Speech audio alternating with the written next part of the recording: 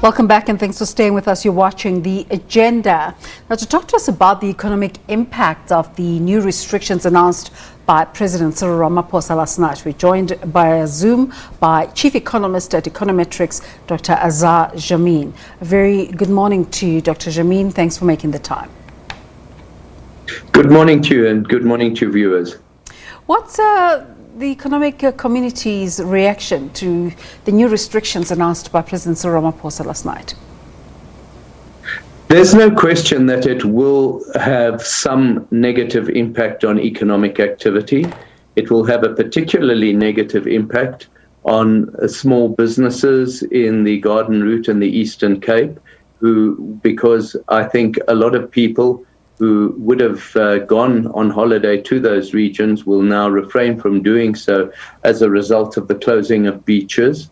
I do not believe that simply imposing a curfew will necessarily on its own have a dramatically depressing impact on the flow of business through restaurants. But the thing that one is afraid of is that a lot of people will cancel their holidays to KwaZulu-Natal and the Eastern and Western Capes.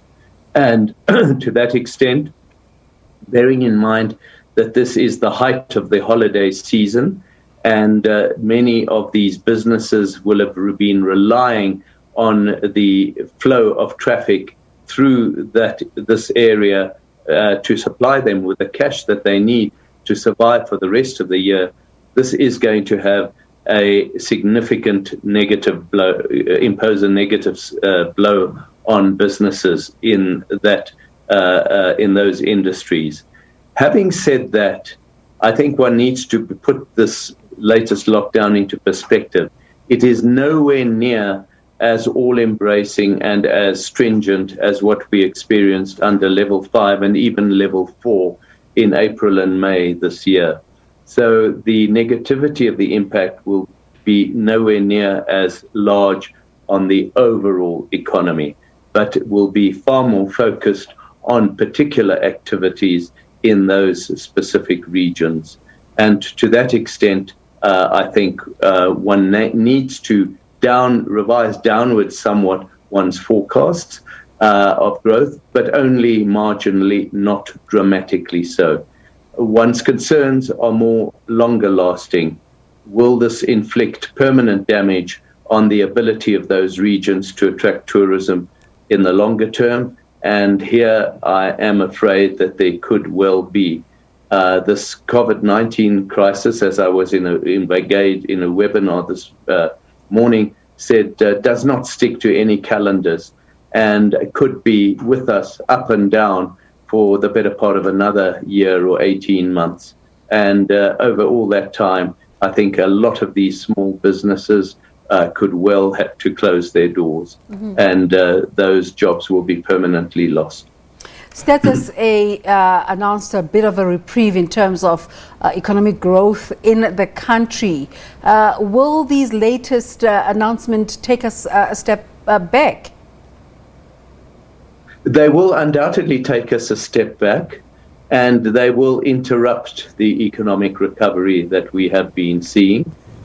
We will probably only see the full results in the first quarter of 2021, which will only be published towards the middle of the year, really. But as I did suggest, one shouldn't look for a reversion of a massive contraction of economic activity of the kind that we had in the second quarter this year.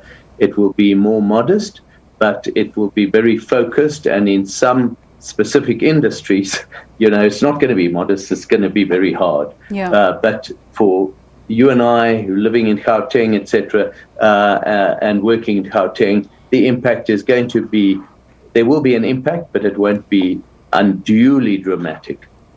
So from an economic point of view, how would you encourage South Africans or advise South Africans in terms of how they can carry about their festive activities, economic activities, within the confines of the restrictions and not necessarily completely stay away? Well, I mean, one of the essential elements of Christmas is that people go around buying presents for one another. I don't see why that should end. And for many people, if they stay at home and don't go on holiday, it's an opportunity to regroup with their families.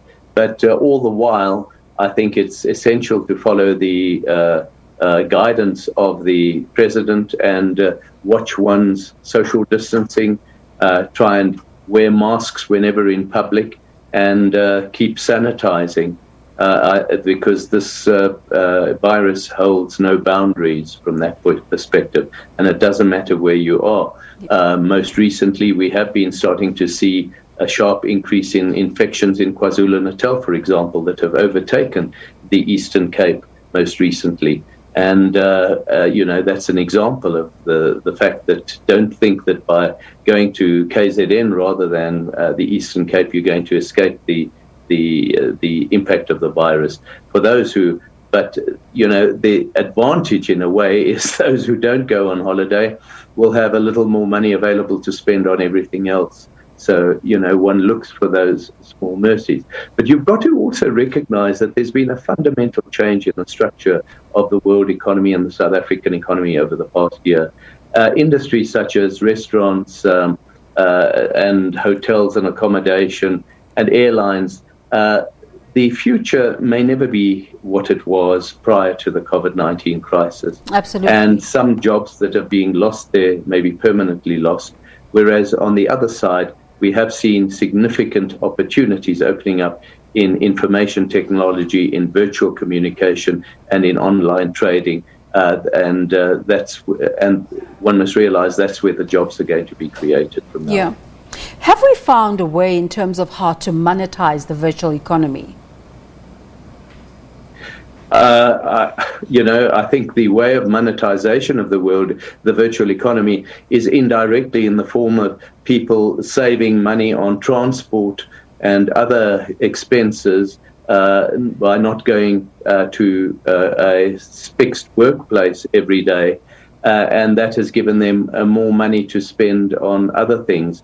And this is also helping to mitigate some of the damaging effects of the coronavirus and the lockdowns that have been imposed. And that's how I would see the monetization, other than obviously for those who do have the relevant qualifications, being able to actually command decent jobs and salaries in the relevant industries we're talking about. And I haven't mentioned others, such as gaming, such as awareness of the environment. That's going to be a big growth area. Obviously, in healthcare industry as well, there are some excellent opportunities that are opening themselves up.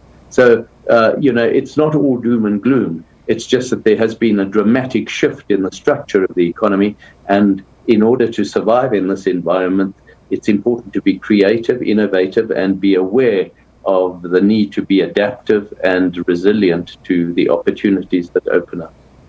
There's also been a conversation about how concerns that the government is giving out money in the form of grants while businesses are not working, which means these businesses will in turn not be able to pay taxes. What kind of conversations are being held in this regard? One of the huge challenges that the South African government faces is that lower economic growth than previously anticipated means lower government revenue, which in turn means that the budget deficits are bigger and government has to borrow still more. And if it has to fund the rollout of social grants over and above that, and it's getting less in the form of taxes from companies and individuals like ourselves, then what the result is it's going to borrow more and more money. And the challenge that South Africa faces is that unlike many advanced economies where interest rates are close to zero, in South Africa, long-term interest rates are very demanding, up in the region of between 8 and 10%. And so there is a huge cost involved in government having to keep borrowing to try and sustain its existing expenditure patterns. Therein lies why the government finds it an absolute imperative right now to restrict any increase in public sector remuneration, which is one of its big areas of expenditure. Obviously, the unions in those public service areas are up in arms and saying, well, why should they be bearing the brunt of this austerity when many of the resources have been stolen by a handful of connected individuals over the past decade that could have gone towards alleviating some of this stress. Yeah. You spoke earlier about jobs lost that might never be regained. When you travel around, in my case in Johannesburg, and you go to the malls, you see shops that have closed down, just increasingly indicating that more and more businesses are closing down. Is there any hope of regaining these businesses once things go back to normal, if they will? A few of them will return, one imagines, because those people who still have the financial resources to restart their businesses will be able to do so, but many will not have those resources. And unfortunately, I think many of those businesses are lost forever. And, the hope lies that in the longer term, you'll see new types of businesses resurfacing, new ideas. New marketing and branding of ideas will resurface to take their place. But it's going to be a very difficult new world for quite a lot of people who have not been able to adapt to losing their jobs and their business opportunities to be able to fill the place of who have basically been wiped out by this virus. But I have to emphasize that's only a certain segment of the population. It's not the overall population. Not everyone is going to suffer dramatically as a consequence of this virus. And this is what is so unfair about it, is that it's in certain types of activities that people are being wiped out, not in others. It's not even though the virus is hitting everyone equally from a medical point of view, from an economic point of view, the impact is very, very differentiated. Let's thank you so much for talking to us this morning and wish you happy holidays under the circumstances. Thank you, and to your viewers. Dr. Azar Jammine there, reacting to the President's pronouncements last